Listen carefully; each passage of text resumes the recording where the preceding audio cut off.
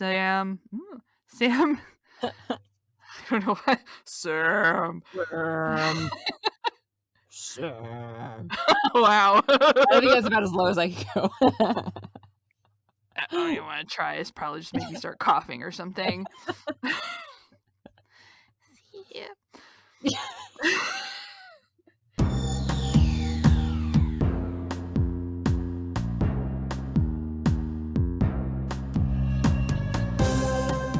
Welcome to Stargatezing, a Stargate gazing podcast.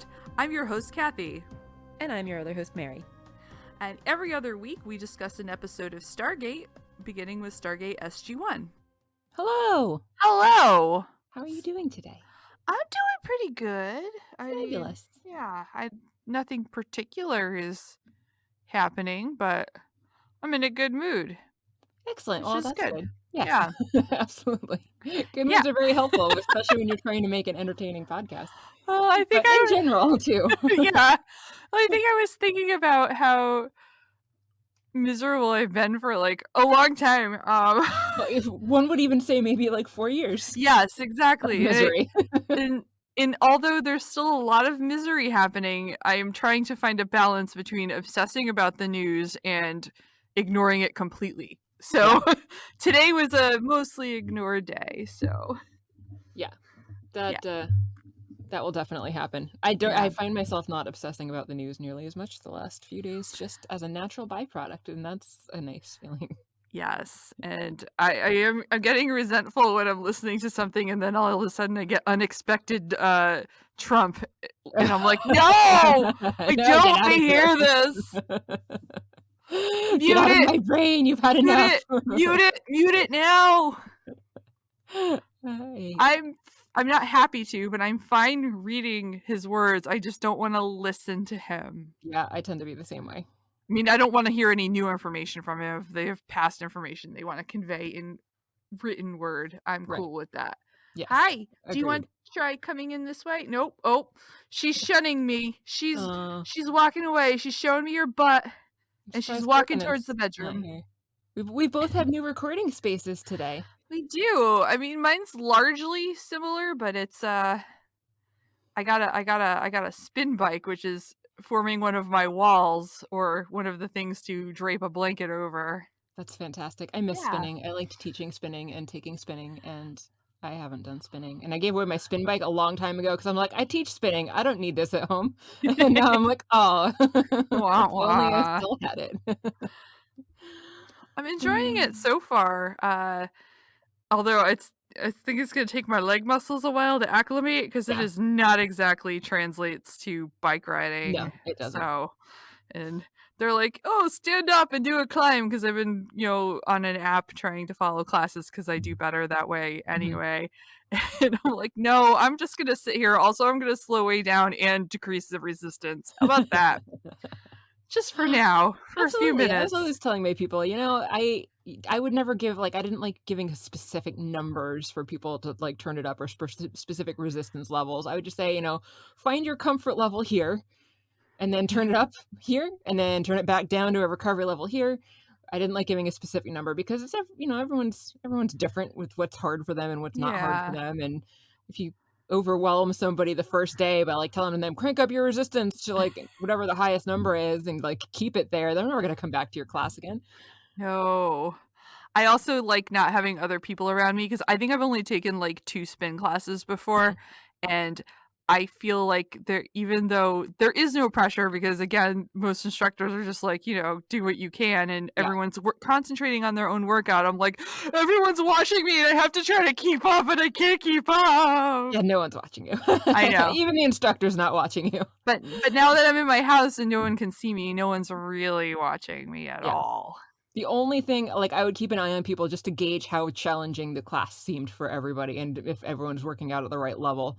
And that was I wouldn't be staring at any one person or really judging anybody. I was just taking a look around to be like, everyone working hard enough? Great. Anyone working too hard? No? Good. Okay. Awesome. Yes. So tell me about your space. Yes, I'm in a closet. Yes. I'm surprised and glad that it is not the anxiety box that I thought it would be because As you know, I'm sure I have pretty bad claustrophobia. So shutting Yeah. myself in a closet for an extended period of time was something I was kind of dreading, but it's not as enclosed feeling as I thought it might be, and it Well, helps that's that, like, good. the door is right next to me, and I actually left the door slightly ajar, but I've got a curtain covering it, so but, like, knowing that I can easily get out at any time helps to lower my Yeah. claustrophobia, whereas, like, if I'm in a space and that I can't get out of, like, like the back seat of a two-seat car, or, like, the one time I had to go get an MRI and when, like, you're strapped in, like, nope, Ooh, can't do that. But like I said, if I can get out, then I can deal with the enclosed spaces a little bit better. I'm glad. And Yeah, I'm here with you. I'm not you physically are. there, but I'm I'm not with you. alone. I don't have a dog, surprisingly, um, but, I have That's my Kathy. yay! I have my Mary. I Yay. have also been abandoned by all my animals, Mm, so well, the other yeah. 2 wouldn't Well, care anyway. They're I like, did have the cat that I didn't want in here, and she was trying to hide from the dog, so the dog was in here "Oh." trying to chase the cat out of here, so they were both just kind of, like, in the corner of this, like, 3.5 by 3.5, maybe by 4-foot space, just fighting in the corner underneath my chair, and I'm Oh like, my god. "You both suck."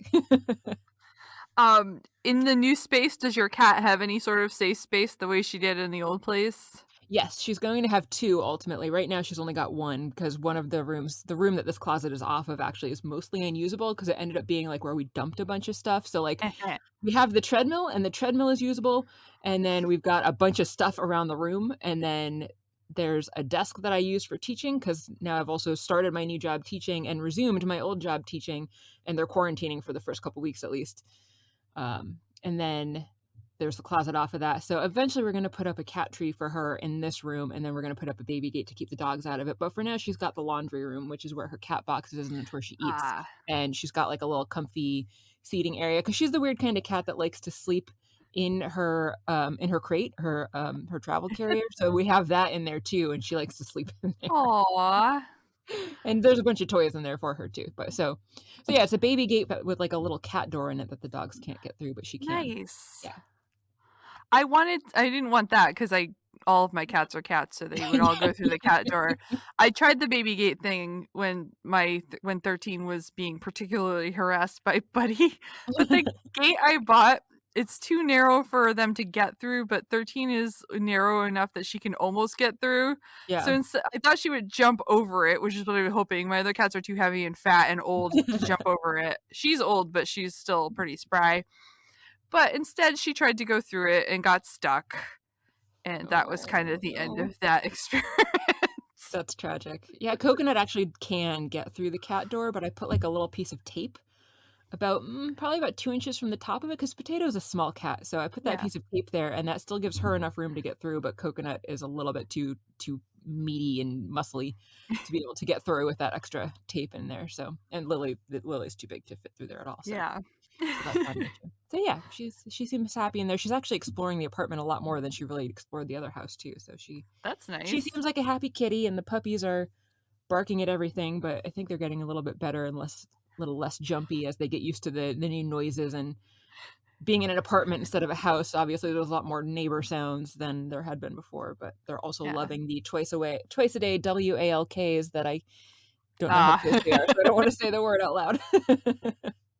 Twice or actually today it'll be 4 times at this rate because Ooh, they wanted to go out a bunch of times today, but so 2 to 4 times for WALKs instead of just in the nice. backyard where they Oh, run every man. once in a while.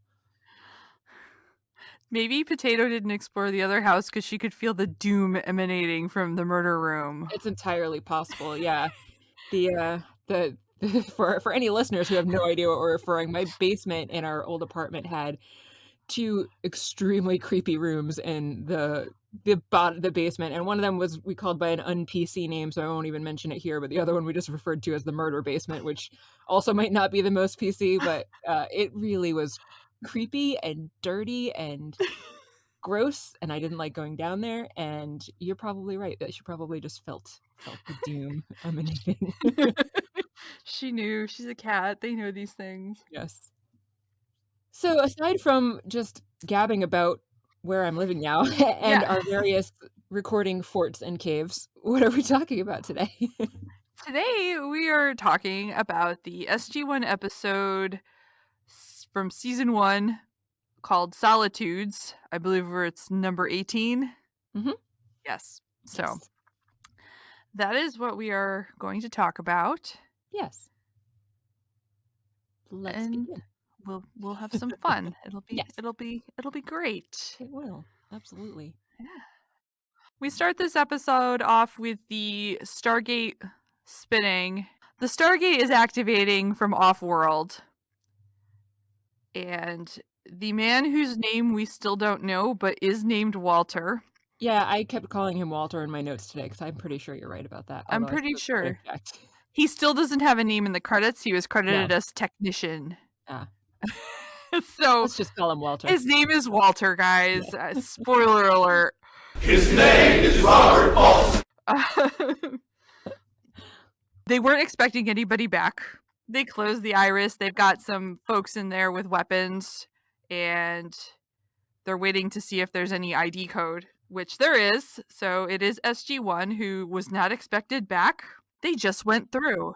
So they open the iris so that the team doesn't go splat. But we do notice pretty quickly that there is a problem with the Stargate. The event horizon is sort of flickering, and Daniel comes flying through the gate. Even worse than that Nordic planet that I'm forgetting the name of. Like, they were flying high up in the air. Yeah. And then Teal'c is not far behind. Daniel's unconscious. And then we also get the sort of technical side of what's going on, because things are not right with the gate. So there's some sort of overload error code 44, which is apparently some Windows error code I looked up. Nice. About peripheral devices shutting down or something like that. So Yeah. that seemed right. It was like an actual, somewhat accurate error code. Yeah. There's some bits that like kind of fly off as the gate like overloads, and then the wormhole closes. And this whole thing is done in a play-by-play by Walter. Yeah. It really was. It was kind of funny. Yeah. Hammond calls for a medical team and goes to talk to Teal'c, who is fortunately not unconscious. And Teal'c says he's okay, and Hammond wants to know where Sam and Jack are, and Teal'c's like, they were right behind us. I don't know where they are. But we get to know where Sam and O'Neill are. And we see a bit of a Stargate among some ice and snow, and it pans out, and there's this dark cave, and the two of them are unconscious, but Sam is jolted awake by some noise. It gets off, takes off her helmet, and just looks around. So, yeah, they're somewhere, but nobody knows where. Yes. Lots of drama in this opening. And then there was credits, I think. Yes, there indeed were credits. Yeah. Indeed. After that, we are in the infirmary, and Daniel's hooked up to a bunch of monitors and is still unconscious. But Hammond said that Dr. Warner, whoever that is, and where Dr. Fraser is, we don't know. I think Dr. Warner is the smart guy who pushes the alarm from Oh, okay. I was wondering if that was the same guy. I believe that's his name. I could be totally making that up, but I'm pretty sure that's him. Anyway. Good for him for still being alive. Yeah. He said that Daniel's going to be all right. If I was getting this news, I don't know that I'd take it this well. You said he was all right. Hammond asks Teal'c what happened, and Teal'c says that they were under fire from a distance by some energy weapons. They couldn't really see where they were coming from exactly. Hammond asks if Sam and Jack might have gotten hit, but Teal'c is pretty adamant that they were right behind him, and he doesn't see how they really could have gotten hit in the amount of time that they were behind him, although that doesn't really add up. Like, they could have gotten hit as they were going through, which we've seen happening before, but whatever. Teal'c is adamant that they're still okay. They did not get hit by anybody. Hammond wants to know how many of the enemy was out there, but they were hidden, so it wasn't really possible to see how they were. They were just kind of surrounding SG-1 and firing at them from a distance. Not really even clear if it was like people or just automated weapons or what was going on. Walter comes in with a report on the gate repairs, and Teal'c's like, repairs? And Hammond tells them that the power was overloaded, and they don't really know why, but you would think they could figure out that if energy weapons were firing on them, that probably would have been what caused the power overload. Yeah. And yet they don't seem to really come to that conclusion until later in the episode. Not Yeah. to spoiler, it's not a huge spoiler. Teal'c wants to return to the planet as soon as possible to try to find Sam and Jack, but Hammond says that with an army or whatever it is waiting for them on the other side, that's really not going to happen anytime soon, at least until they can get a probe sent through. And so Teal'c looks very displeased at that, but apparently the gate isn't even working yet anyway. So Hammond says at the very least they'll send a probe through when the gate is working. Good call, Hammond. I Yeah. appreciate your prudence in this matter. Yes. Back in the cave, Jack awakens. He's groaning, and Sam goes over to him. Turns out his leg is broken. Jack's like, "What's the bad news?" And then that they're not in Kansas anymore? Is that what? Yeah. Yeah. Yeah, pretty much. Yeah. It's a twister! It's a twister! Sam says Daniel must have misdialed because Jack is like, "What? Daniel, wrong number?" Seems pretty incredulous, so. Yeah. But Sam has looked around a little bit and tried to radio Teal'c and Daniel and hasn't been able to get in touch with them, so seems like they're not there. Anybody? And that they are alone wherever here is. Dun, dun, dun. Here, she surmises, is a deep crevasse of a glacier, possibly on a planet in the middle of an ice age, if the Stargate has been run over by ice. Yes. That's not great. No. No. She says they're in trouble. Jack's like, nah. Trouble? No way. We'll dial home, we'll straighten all this out. But unfortunately, in Sam's looking around, she has not found a DHD. So Jack changes his tune a little, like, we're in trouble. I'm in trouble. Which she agrees to. Very true. Yes. Yeah. Stranded on an ice planet with no way to dial it. Not great. Not so much. Back on the base in the gate room, repairs and soldering are happening, and there's all kinds of sparks flying everywhere, which is how we know things are getting fixed. There's some technical jargon thrown around about how they're fixing the superconductive elements and that it'll take about 24 hours. And Hammond tells the foreman or whoever the guy is that he can have half that time. But the guy is like, well, nope, it's going to be 24 hours anyway, regardless of what you say. So that gentleman, he does have a name in the credits. It's Sergeant really? Seiler. Yep. Yeah. His name is Sergeant Seiler, and I looked him up, and the actor's name is Dan Shea. Not only is he this bit character in the show, but he is also the stunt coordinator for the show, as well as Richard Dean Anderson's stunt double. Oh, no way. Yeah, crazy, right? That is, and that's really interesting. And also, I'm enjoying Teal'c showing off his guns in that tank top. Just wanted to throw that out there. Very agree. Yes. Back in the ice cave, Sam is setting Jack's leg and splinting it, and he is being very complainy, understandably, about how much it's hurting. And she's trying to just keep him talking and distracted, and asks if he's ever had a broken bone before, and he said that it's the 9th broken bone he's had if you count skull fractures. Apparently he had a parachuting mishap back in 1980 when his chute opened a little bit too late when he was parachuting into a country. And she asks how he managed to get out of that, and he said, well, it wasn't exactly an official mission, so I had to get out on my own, and it took him 9 days. And she asks how he managed to do that, and he said that it was because he just really wanted to get home to see his wife, Sarah. When she's done splinting him, they go over the supplies that they have, and they apparently have enough food for 3 days. They don't have a lot of water, but they have methods to melt some ice for water over the camp stove. They don't have much in the way of batteries, but they at least have thermal blankets to help them stay warm.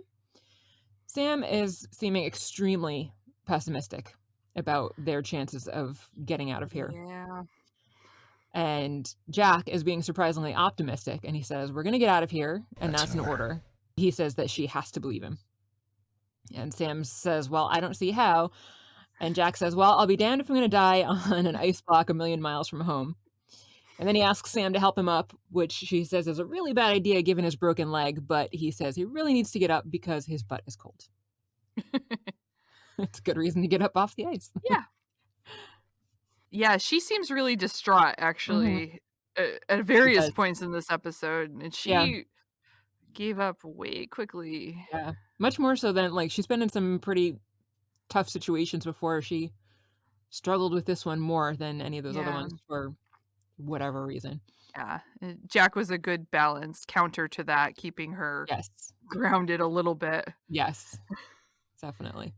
Back at the SGC, Daniel wakes up in the infirmary with Teal'c standing over him. I thought that was a funny shot because he's like blurry and then Teal'c's face is getting clearer and then he also is like leaning in towards the camera with like a funny look on his face. Yeah. So Teal'c explains that the Stargate malfunctioned as they came through at a great velocity, and that Sam and Jack did not come through with them. Daniel, like Teal'c, says, "I know they were right behind us."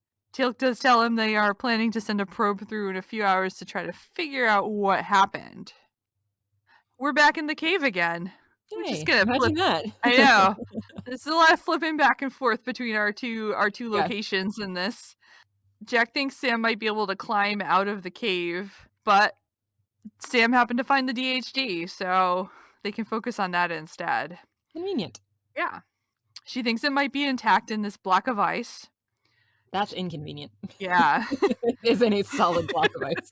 Yeah, it's a big block of ice. She's sitting on top of it, and Jack tries to climb on top of it too, but his injuries sort of prevent that happening completely. They think they might be able to dig it out, and if not, they can at least use their chopped ice as melted drinking water. That would be my nightmare, by the way, having to drink such cold water. I mean, I know there are bigger situations, but I just really hate cold water so much. This whole thing, he's got like all kinds of injuries and they're stuck with no way to get home, and the biggest worry that you have is that the drinking water would be too cold. It'd be so cold. Yes. I The was melted ice would probably be somewhat cold.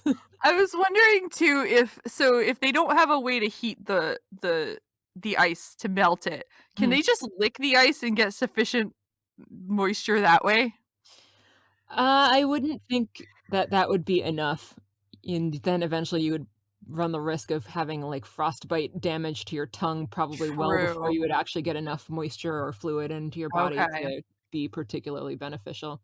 I guess it would probably kind of depend on exactly how cold it was in there. Like if it was almost melting temperature, then maybe not. But also when you have a risk of being hypothermic, you really don't want to put any body part on the ice Fair. to avoid any kind of tissue damage or hypothermia. Your tongue could get stuck Your too. tongue could get stuck. If it's cold enough, your tongue actually literally would get stuck to it, yeah, so They're then trapped.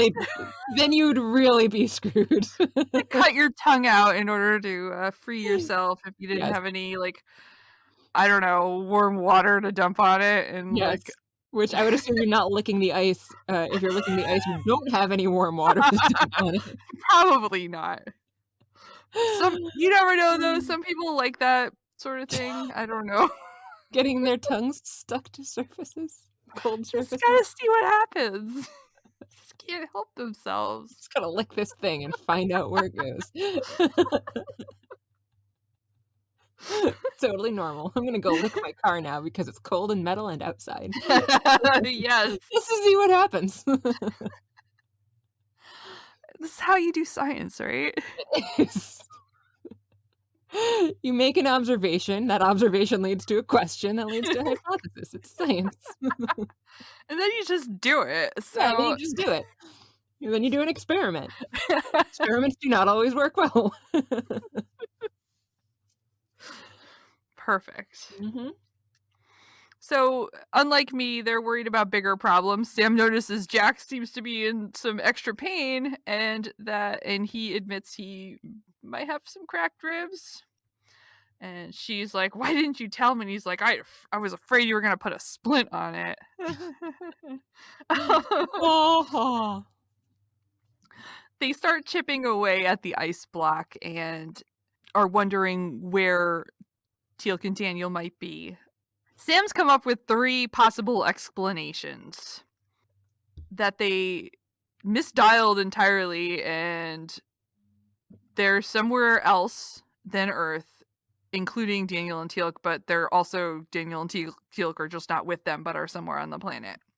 Scenario 2 is that Daniel did not misdial, but there was some sort of malfunction during transit, and Daniel and Teal'c make it to Earth, but Sam and Jack got sent to this other place. And their third option is that the Stargate malfunctioned, and this time Sam and Jack ended up where they are, and Daniel and Teal'c got sent to some other random planet. And there are no other options, don't ask. 3 shall be the number thou shalt count, and the number of the counting shall be 3. No other options. Don't ask. But 4 comes after 3. 4 shalt thou not count? Does it, though? Not in this world. No. There's no 4. It goes 1, 1, 2. 2, 5. 3's up. 3. God, we're in the same place on that one. Yes. 3. Please. 3. So Jack thinks they should assume they made it back to Earth, and that they'll probably start sending search parties to find them. And Sam continues her sort of panicked, despairish, whatever. I'm not sure how to exactly characterize, but she is just worst case scenario all the way. Yes. So she's like, where? He's like, here. She's like, but where do they begin? It could take 10 years. Jax doesn't want to hear that. And I did like his optimistic response here, because he's like, well, not if they look here first. yeah, that is true. And then Sam says she thinks too much, and they go back to chipping the ice. Yes, indeed. Back at the base, they're testing out the gates, and everything seems to be checking out okay. So they dial out and are going to be sending a probe through. Teal'c is up in the gate room with Hammond and says that he and SG-3 are ready to go through as soon as is at all possible. Hammond tells the guards down in the gate room that they need to stay alert now that the gate is working again, because people on the other side might have our defense codes to open the iris as well as the address to get here. And Teal'c and Daniel are completely insulted that Hammond thinks that Sam or Jack would have ever given up any of those codes. And he basically ignores them. Which he should. Good Yeah. job. Yeah, exactly. I mean, like, that's really not a chance that you want to take. So No. that's fair. Yeah. Hammond does say that if everything checks out with the probe, Teal'c will be coordinating with the leader of SG-3, and they'll be going through pretty much right away. So the probe goes through, and we get a look around. And one thing that I really didn't understand is how the MALP is transmitting an image of itself. I thought that You was... notice that? Well, I saw the MALP, but I actually thought that was the first MALP they probably sent through before SG-1 went. Oh, okay. That was my guess. You're right. But how does the MALP come back, or does it stay there and transmits images? I guess it stays there and transmits images. I don't think it can Yeah, come good back call. unless the team brings it back, but if you're running out under fire, you're probably not worried about the MALP. Yeah, good call. Okay. SMRT, that's me. Indeed. Indeed. SMRT is not me. You're SMRT too. I am too smart. I am too smart. SMRT. I mean SMART. So the probe goes through, and we get a good look around at a kind of funky looking planet with like really red dirt and row upon row of these big black stone monoliths. There are no bodies, so no Sam or Jack. Doesn't seem to be any kind of sign of a battle. There's no warriors of any other kind of race or creatures. But then all of a sudden, something opens fire on the MALP, and we see blasts from an energy weapon coming at the screen. Hammond immediately orders the iris gate closed and says that the rescue mission is scrubbed, and they power down the gate. Uh-oh. Oh, indeed. I like that the screen says transmission interrupt. I'm like, yes, thank you for that. It is a very helpful thing for the computer to display. Yes. Quite so. Yeah. Back in the glacial crevasse, Jack is cooking soup for Sam, who is chipping away at ice. He calls her over for some supper, or whatever time of day it is. It's just a meal. It's food. It's foods. So she joins him. Then we get a didn't know you could cook, and he says he can't. and that his melted ice is to die for. Ah, Delish. yeah. At least someone appreciates melted ice better than you do, Kathy. Yeah, I mean, if you melt it to the point where it is then like 90 degrees to Ew. 200 degrees, somewhere in there, I'm cool with it. Gross. That's I too don't warm. like cold Too warm. water. I know you don't, but that's unpleasant. I've been drinking a lot of tea, I guess is what I'm saying, so I do want it really hot. So Hot beverages are great. Yes, I agree. But I don't want like hotter than room temperature glasses of water if I'm thirsty. Like I'm going to go for a run and then drink a body temperature glass of water when I get home. I would. I know you would, but no. Normal people wouldn't. That is true. I am not normal. Sam's trying to figure out how, or theorizes that how the Stargate might have malfunctioned, and she thinks that maybe the matter stream actually redirected, like how a lightning bolt can jump to a different Stargate, caused by the energy discharge by the attack on P4A-771, which is the designation of the planet they were on when they got lost. The weird Mars planet. It's very important that I describe that, because you wouldn't know what planet that was otherwise from any other context. Oh, I would. I know all the planets and their designations. She's talking science, and Jack's not listening because he's in a lot of pain. Yes. And it was science so boring that even I didn't really pay attention. Yeah, no, Anyway, the gist is that she thinks that they are on a planet near Earth, between Earth and the planet that they were on. Yeah. And she's hoping that the teams at the SGC will reach the same conclusion and narrow down their search. Woo! Yes, hopefully. Yeah. And in the next scene, we find out that is pretty much what happened. So on the base, Daniel and Teal'c are trying to figure out where Jack and Sam might be and what happened. And Daniel is trying to argue that they probably just ended up on some other planet rather than dematerializing in the matter stream, as Teal'c says they may have done. And Daniel doesn't really want to consider that was a possibility, so he says that they really need to discuss the fact that there are millions of possible gate combinations and basically start working on narrowing that down.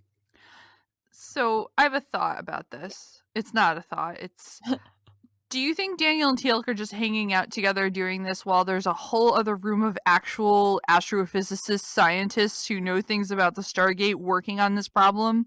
Or do you think they don't have any other astrophysicists besides Sam on hand to solve these problems, and so they have to leave it up to the anthropologist and the Jaffa? That's a valid question that I actually hadn't even really thought about, and you'd think I would have, but we do get the impression that they are the only two working on this problem of all of these scientists and various other military personnel that staff this base. So you would think that there would be other people working on it, but if there are, we don't see them ever. Yeah. So valid question, or a valid point. Anyway, sorry, go on. That's fine. Back in the ice cave, there's dig happening, and OMG, it's a serpent guard dead in the ice. Guess he didn't make it. And then we're back in the gate room again. Whoop, whoop, whoop, whoop. Yep. It's not actually the gate room. Where is this? Was it in the conference room? I think the conference room is on one side of that mirror, and the control room is on the other, and I don't know which side they were on that window. Meh. It's back on the base there in front of the big glass map that they have on the wall that shows where all the various planets are that they visit on occasion, or try to go to on occasion. And Daniel's pointing at the map showing the planet that they had been on and Earth, and there's a big red line going between the two. And he says that the gate closed too early, and Hammond mentioned that energy surge again. And so Daniel asks Sergeant Seiler, is that what you said his name was? Yes. Who is also there, what that would have done to the wormhole itself. And he says he doesn't actually really know. And Daniel asks, well, would it have just disappeared completely? But Seiler doesn't really think that that would be the case. He says that it probably would have discharged elsewhere, kind of like how lightning jumps from one point of contact to another instantaneously, with the energy flowing in one direction, kind of like positive to negative electricity flow. And so Daniel's like, well, what if it redirected to one of the other planets surrounding the trajectory of the original wormhole? And again, that's basically what Sam was just saying before. And Hammond's like, well, they would have dialed home if that were the case. And Daniel's like, I don't even remember hitting the ramp when I got back. So if they're injured too, then no, they might not have been able to dial in. Good point, Daniel. Yes. Not to mention the actual problem, which is they couldn't find the DHD and then can't get it working. Yes. Always a problem. Which would also be a problem if, in fact, there were no DHD and they were on a planet that they found them and then couldn't get them home because there's no DHD. Right. That would also suck. Yeah. I wonder if they could send through enough supplies for Sam to build some sort of DHD. I would think that they could. I mean, they really only need a power source and then they can dial it by hand. Oh, yeah, that's true. That is true. Yeah. So they'd figure it out. But anyway, that's an alternate universe version of this episode. Yes, that is not what actually happens. That does not happen. Spoiler alert, that's not what happens. Back in the cave, they've gotten the top of the DHD uncovered. Sam notes there's a symbol she's never seen before, so thinks that's probably the point of origin. Jack is coughing blood and would prefer to leave now rather than never. Mm-hmm. So Sam tries dialing home, and the gate does come to life as she presses the symbols, but when she presses the red button, there's a womp womp womp. That's not the sound, and that's not even the words I wanted to use, but that's what... That's basically the overall effect, though. Womp womp.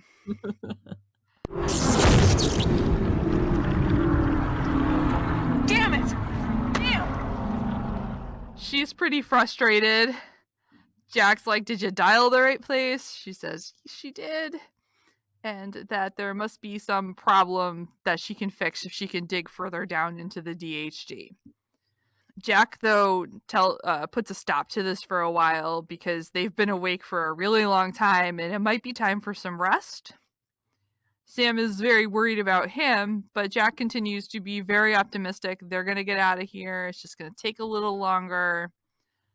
Seriously, we're going to be fine. So she seems a little bit teary, but she does nod and say, yes, sir. Yeah, She's having a tough time. She is. She is. Understandably. Yeah. In the gate room, Daniel is marking off the planets on the map, presumably that they've already checked out to look for Jack and Sam. And Hammond comes in. Daniel tells Hammond that all the reports that they've gotten back from the various probes so far is that there's no breathable atmosphere on any of the planets that they've looked at. And Hammond tells Daniel that he has formally reported Sam and Jack as missing in action, and Daniel is pissed and asks why, and Hammond's like, well, it doesn't mean we stopped looking for them. What does it mean then?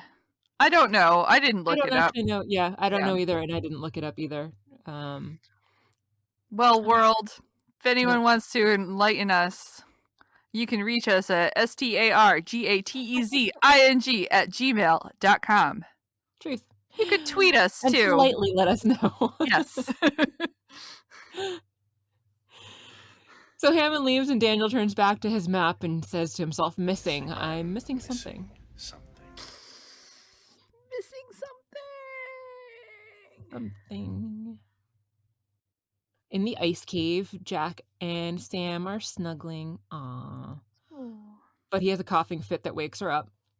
And then he wakes up and is a little confused as to why they are cuddled up like that. But she says that he passed out and she was trying to conserve their body heat by staying that close together. And I was wondering this too. And then Jack points out the fact that maybe don't lay on the broken ribs of your injured patient. And so she apologizes and distances herself a little bit from him. Oops. Like, why is she doing that? And then he asked. So she promises that she'll fix the DHD after they've had a little bit of sleep. And then Sam says, Colonel. And Jack says, it's my sidearm, I swear. And then they giggle. And then Jack is upset because laughing hurts. And Sam says that if they don't make it, she won't have any regrets. And Jack says, well, I regret dying. Fair enough. Yeah. Yep. Then we get a shot of the folks at the SGC who are thinking hard about what's going on. Think. Daniel's pacing with coffee, staring at the gate through a window. And then we pan upward to the floor above where Hammond is pacing in the conference room. I thought that was a kind of cool Yeah, scene. I like that. And then we see the team is in the gate room. Walter's there in this control room watching. So anyway, they're very concerned. It's a good scene full of people being concerned and still trying to figure out what's going on. A bunch of people staring off in the distance and being concerned. Yes. That's the whole scene. Yeah, that could have been way more concise. That's fine. We took about, I don't know, a minute or two to describe a Yeah. 10-second scene. Yeah. It's fine. But it was good. I liked It was it. a good scene. I Yeah. did as well. Back in the crevasse, Sam is frustrated, very frustrated with the gate. It won't work. She's yelling at it. Why won't you work? Always very helpful. Yeah. Jack calls her over and says he's usually the first one up. So Sam says he's bleeding internally and that his leg may be frostbitten. And That sucks. yeah, so she can't really tell, but... And then I wrote something like trying to warm up with cooking sterno, but I'm not sure what we were warming up there. She mentioned that they couldn't really use cooking sterno to try to prevent frostbite for their hands or feet because they Oh. didn't have enough of it. Ah, okay. That's fair. Yeah. Also, would you set yourself on fire that way, maybe? Oh, 4! I mean 5! I mean fire! I mean, if you put it on you while it's burning, yeah, but like if you held your hand over it like a normal fire, no. Well, if you're trying to deal with this frostbitten leg. If you're putting your leg right in it, then yes, you will burn it. Good point. Don't do that, kids. That is not how you treat frostbite, by putting your body part into a fire.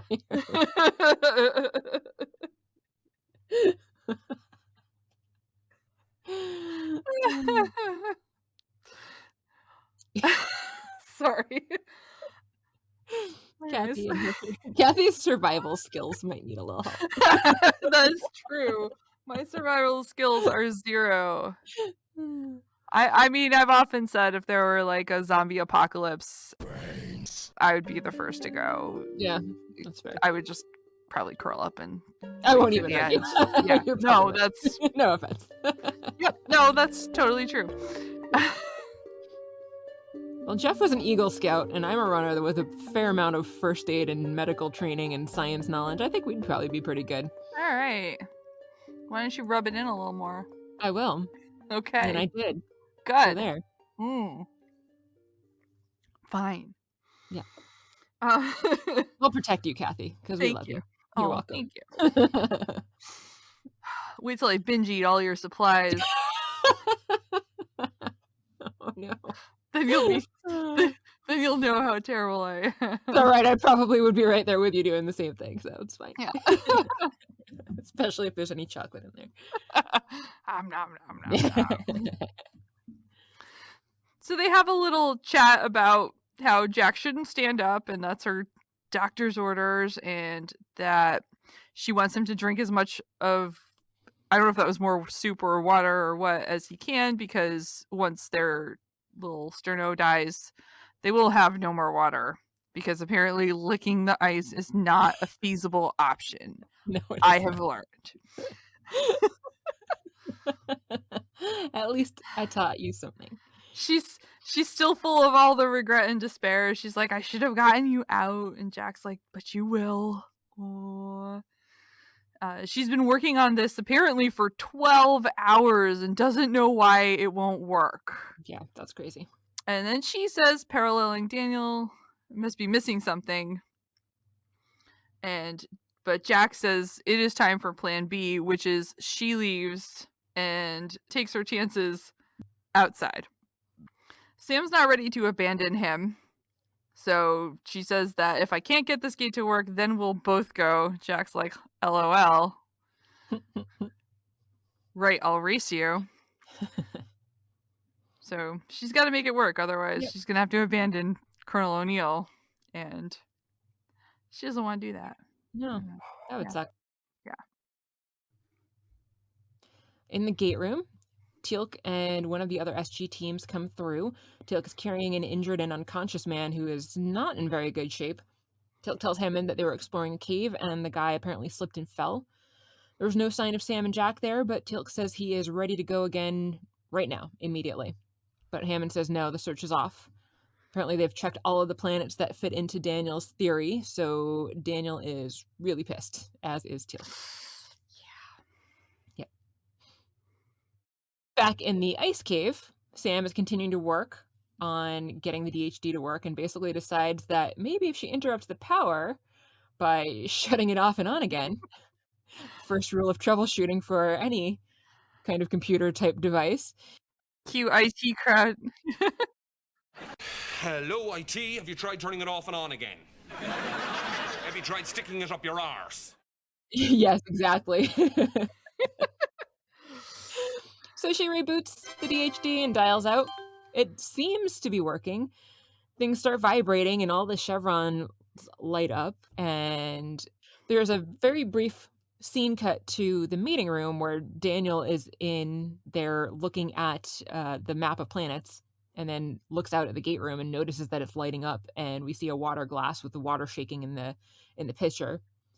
But the gate doesn't open on either end. We go back to the ice planet and see that it has failed over there as well. Womp womp. Mm-hmm. This episode is full of disappointing moments. It is. Full of get your hopes up only to have them dashed moments. Well, you know what they might be giants would say. If it wasn't for disappointment, I wouldn't have any appointments.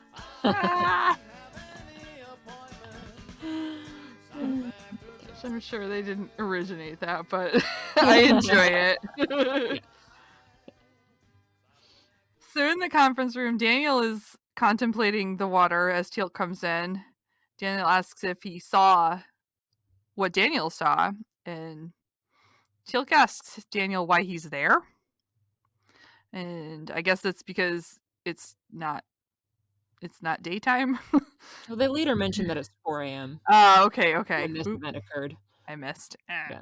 So Daniel couldn't sleep, and he again says he's missing something, and he has a flash, not like a physical flash, but a flash of inspiration. And as he realizes they ruled out a world they shouldn't have.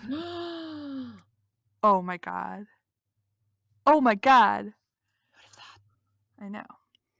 In the cave, Jack says to Sam that it didn't work. And she says she's sorry, and Jack reassures her it's not her fault, and she is still frustrated. I don't understand why this doesn't work.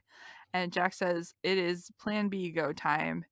She protests, but he says, Sam, I'm dying, and to follow his orders. Please. Yeah. I thought it was a kind of nice scene because he basically makes it sound like the one last thing that will make him feel better as he's dying is to know that she's okay. So just follow my order, please. Yeah. Yeah.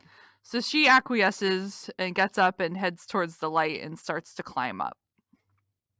Back on the base, Daniel is talking to Hammond and asking him how many cultures they've run into that seem to have originated both before and after the gate was buried, such as the medieval type cultures and other cultures that happened way more recently than the 10,000 years ago that the gate was supposedly buried.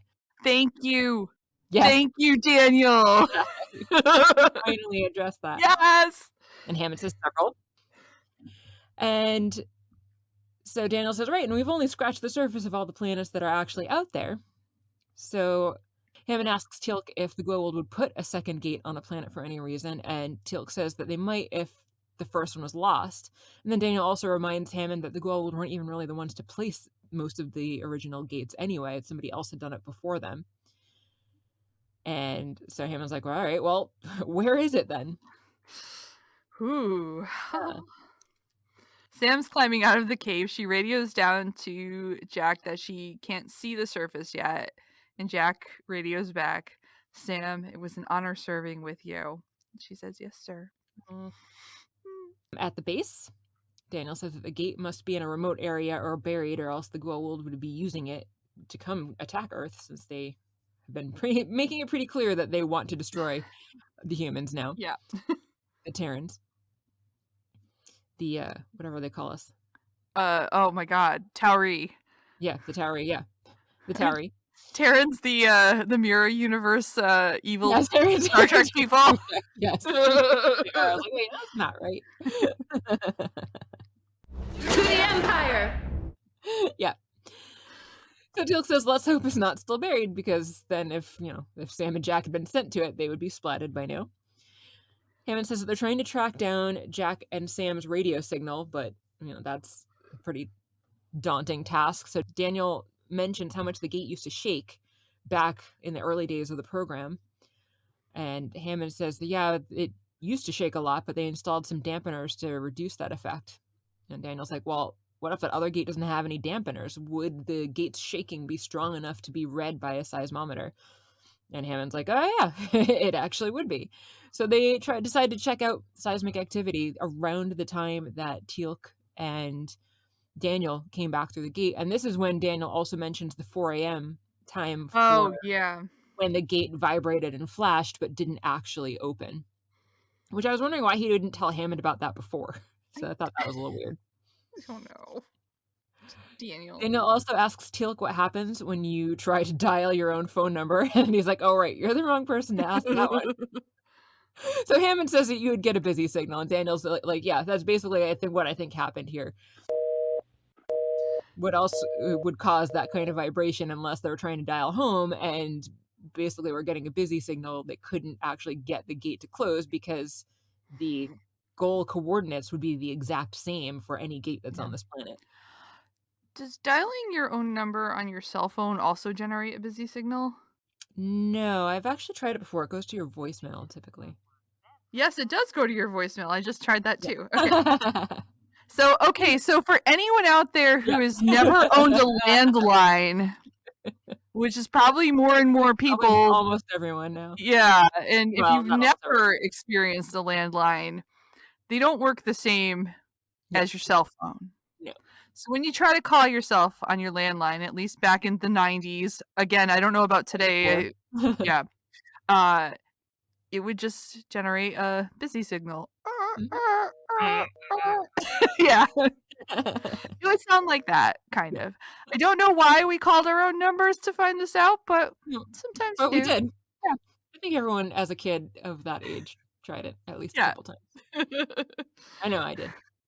And there was a time even when you were on a call and someone else called you and they would not be able to get through to you. You couldn't choose to answer that call. They would just get a busy signal. Yeah.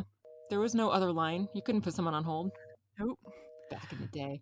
I remember when I was really young, I tried to call my mom from upstairs and I was like, this will be really funny if I call my mom and she answers and it's me, but I didn't get how busy signals work. So that's how I found out what happens when you dial your own number. Aww. I was very disappointed. Yeah. That's weird to think about. Call waiting wasn't a thing. I think we called it Total Phone too. There's probably some like phone company brand name or something for all of these features that didn't exist before. Yeah, we never had that. Caller ID wasn't a thing. Yeah. So for anyone who might be young listening to this, this has been your lesson in telecommunications for the day. From the 90s. History, yeah. Telecommunications history. Yes. You're welcome. Mm-hmm. It's completely accurate, not at all subjective. We are 100% fact-based here on this podcast. At all times. Yes, absolutely. And we've already learned that the show itself is always completely fact-based too. So. Yeah. It's been highly researched by thinking about it. Yes. By thinking about it, vaguely recalling something I might have read once. A few of these things I do actually know about. And every once in a while I research a thing. Actually, I researched something that I'll talk about later. Ooh, nice. When we get there. All right. Yeah. Sam's still making her way out. She keeps trying to, talk to O'Neill. She's almost there. She's going to try to bring back help. Jack doesn't answer. He looks pretty done for, just laying there. She makes it out of the little ice hole and looks around, and we get a larger view of her surroundings, and it is snow and ice as far as the eye can see. That sucks. But back at the base, they've found some seismic activity in Antarctica at the exact right time, and it is near McMurdo, which is a base, I think. Yes. Yeah. And Walter is so excited in this scene while he's conveying this information. I thought it was so cute. It's actually not a military base. It's like mostly a research installation. Oh, Apparently it actually is okay. owned by New Zealand, which I hadn't realized. This was one of the things I was actually looking into. Nice. Yeah. Because I had heard of it before and I knew it was a research station, but I was curious as to like how big it was and like what kinds of aircraft it accommodates and stuff like that. So yeah, Interesting. I did not know it belonged to New Zealand. I thought that was cool. Huh. Yeah. So they're so excited. They are. And he just can't hide it. Back in the ice, not really the cave anymore, but there's an ice tunnel away from the cave. Sam is heading back down to Jack. She calls his name and is telling him that it's an ice planet because that's all there is as far as the eyes can see. And this is just another one of the examples of their weird assumptions that whatever is true around the gate is true for the entire planet. Because obviously Earth isn't an ice planet, but they've done this kind of thing before where like, you know, oh, this is a volcano planet, or oh, everybody here is of this culture, or oh, this, you know, this is an ice planet here. But no, so it's just weird to me that they always assume that whatever's going on near the gate is how it is everywhere. I think we can excuse her a little bit in this one since she's so at the end of her rope. That's true, but like, given their condition, like being surrounded by all this is not a good thing. No, if she can't see any, like, Yes, this is true.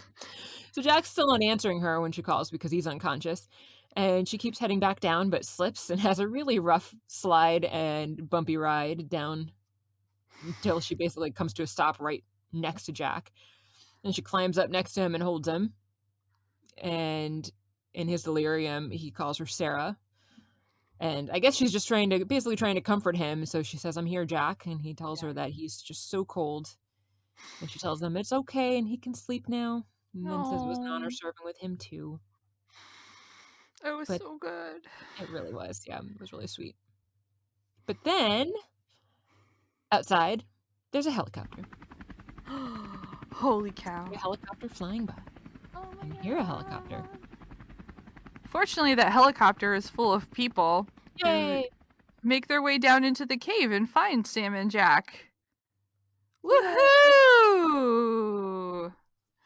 And then the next scene we have is them getting Sam and Jack out of there. Daniel's there. He's like, Sam, it's gonna be okay. The whole gang is there. They are. Hammond, I have a question. please ask your question. I will have an answer from my brain where I do all my research. How long does it take to get from Colorado to Antarctica? 42 seconds. My research that I actually did do says that you're wrong. Fine. Point Mary. Would you like to hear my tangent? I would love to hear your tangent.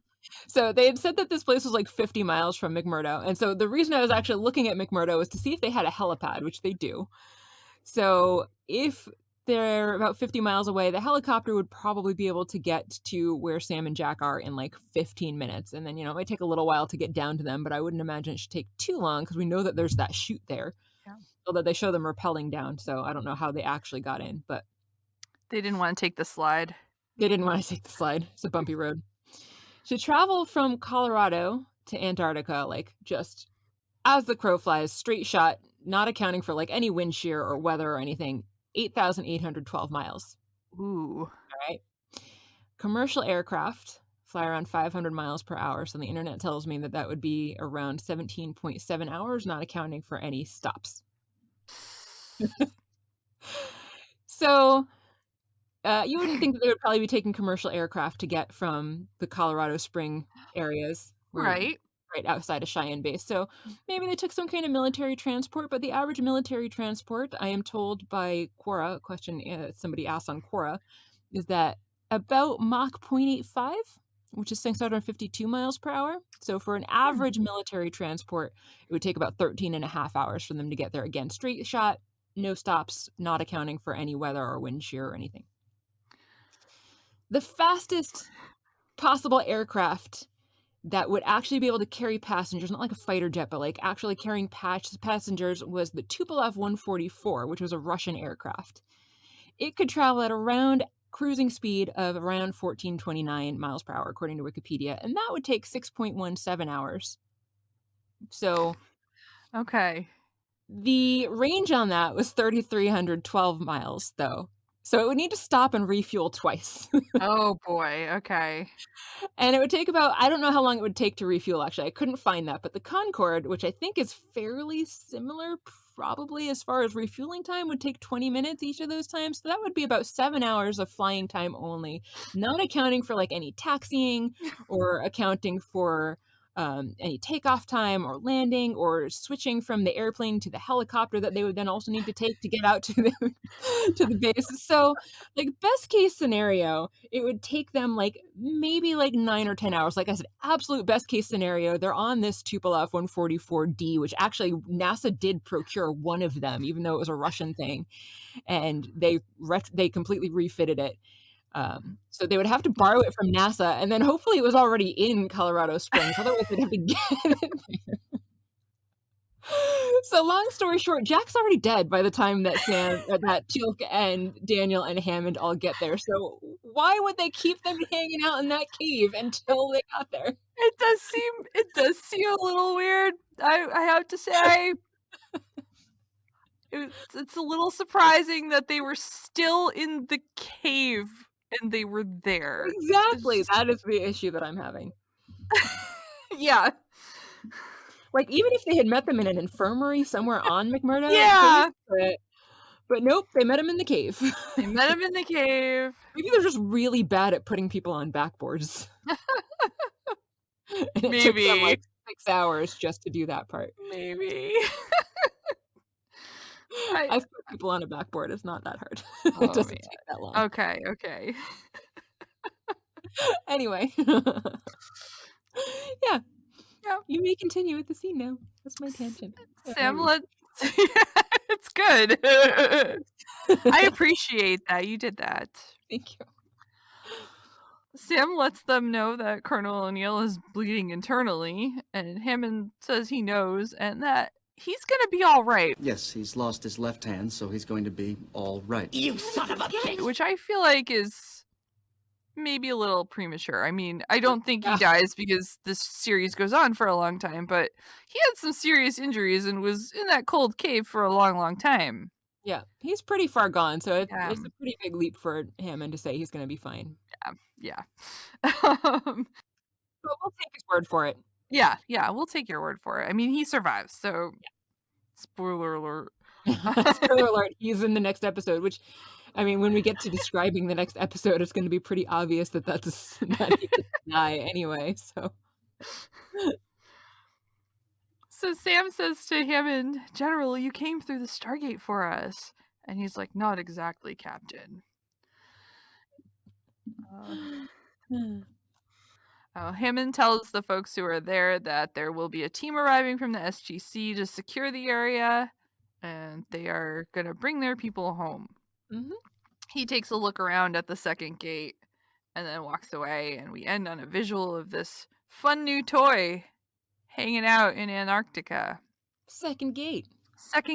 What do you think that's going to mean for the future? I bet it has no implications at all. We'll never see it again. Nope, never. I'm sure. I actually did remember that there was a second gate, but I didn't remember it coming in this early. I didn't remember it being in the first season. Yeah, me either. Yeah. So I was actually surprised because I didn't remember what happened at the end of this episode either. So I was like, oh, this is where we get the second gate? Cool. Nice. Okay. Yeah. I did remember what happened in this episode. So Nice. So did you like the episode? I do like this episode. I really like sort of the parallels of them back and forth with Daniel and Sam trying to figure this out. I appreciate the interactions between O'Neill and Sam and his doing a good job of keeping her calm, and I was surprised she was so like ready to give up on everything so quickly and like there's no other scenario and like sort of doom and gloom, but it worked well with the balance of him being all calm, like I'm the boss and I say Yeah. we're going to be fine, and it was good.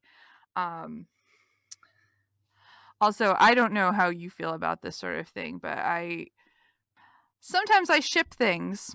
And I do some Sam and Jack shipping, and I feel like this episode was kind of good because they do a little snuggling, and so I was like, Yeah. oh, they're snuggling together. Maybe they have a future. Oh, Cuddling's great. yeah. So it's not a like or dislike thing, but another thing I really liked it is that there's a little bit of I feel like it's almost not a callback to Cold Lazarus, but we get a continuation, I guess, of Jack's inner feelings, emotions Right. about his wife. Yeah. Or his 'Cause he still ex-wife. right, he still clearly has feelings for her, otherwise Yeah. he wouldn't be, like, hallucinating her there at the end. And also from his comment earlier that, like, the reason that he came back for when he was stuck behind enemy lines is because he wanted to see her again. Yeah, so Yeah. it's just nice to have that, I think, character continuity, Mhm. I guess is I where I'm agree, yeah. going with that, yeah. So, I liked it a lot too, because he's usually such a cynic and, like, he has a good sense of humor and but he's not normally, like, the most positive person, he's usually really cynical, and then Sam, on the other hand, is usually the more positive, optimistic person, so it was really interesting to me to see this kinda role reversal here, and I thought it gave them both a little bit more depth to their characters, seeing yeah. them in a different light than we normally see them. And it was also really nice to see how much they really cared for each other because Sam just wanted so badly to be able to save Jack's life, and Jack just wanted so badly for her to survive no matter what happened to him. They need to get together and have some babies. Yeah, that's totally the conclusion that should be drawn from that, yeah. Absolutely, especially when we were just talking about the feelings he still has for his wife. Yes. I mean, I guess that doesn't preclude them getting together and having They babies, but don't need to do that right now, I'm that's a just logical saying. next immediate step, no. So they don't need to leave the cave and just start having sex, like, that's not what I'm saying. I also really appreciated the foreshadowing, which I didn't even notice the first time through because, like I said, I didn't really remember this episode all that well because I couldn't remember when the second gate came in or how.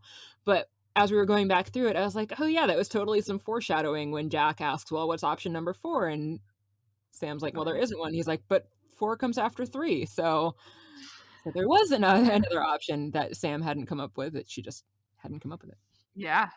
Yeah. Yeah, it was good, yeah. So before we talk about what's next, should we talk about the funny outtake that we found from We this? should talk about that. That was awesome.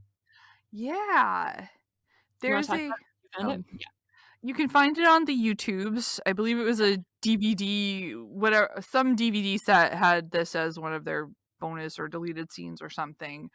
But there is a video of Carter in the cave with O'Neill as they're chipping away at ice, where she's ragging on him because he is MacGyver, and why can't he get them out of there?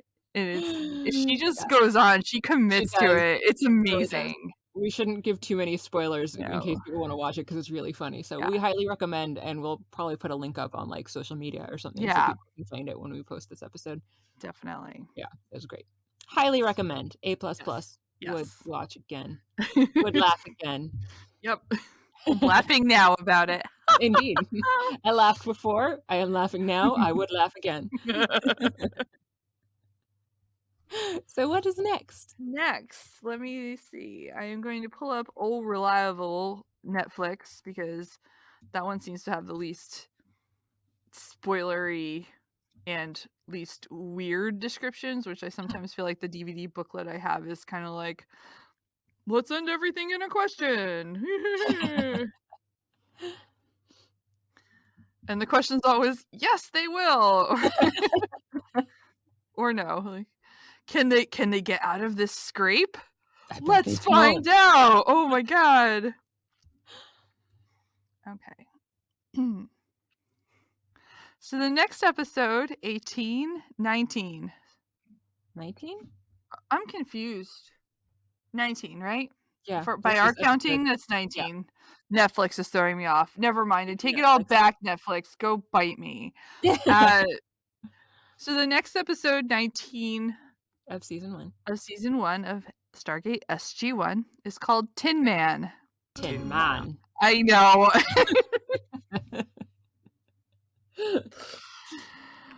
There's an episode of Star Trek also called Tin Man.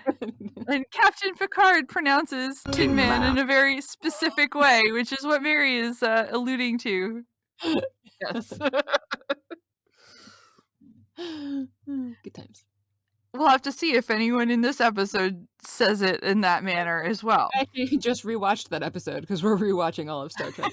Nice. Yet again for like the millionth time. Well, in this Tin Man version, Netflix says a strange man implants the consciousness of the SG-1 team in robots. Oh. That's kind of, yeah. Do you remember this one? I do actually remember this one. I think so. Yeah. So that's what we're watching. All right, well, that's it for us today. As always, you can find us on pretty much any podcatcher of choice. If you haven't already subscribed to us, please hit subscribe so that you can get our episodes automatically as soon as they're released every other Monday. We're on YouTube as well. Reviews and likes on those platforms are greatly appreciated, as is word of mouth, because that's a great way to help our podcast get out there to other people. So if you like what we're doing here, please tell your friends about the show. If you want to get in touch with us, you can email us at stargatezing@gmail.com. And you can also find us on Twitter. We are at Stargatezing. We have a Facebook page and a Facebook group that you can like and or join. And if you're feeling generous, you can find us on Patreon. We're at patreon.com/stargatezing. And any donations help to cover our production costs, as well as possibly doing some new extra cool stuff in the future. And of course, you can also find us on our website, which is stargatezing.space. I am Mary. I'm Kathy. And you've been listening to Stargatezing, the end. The end!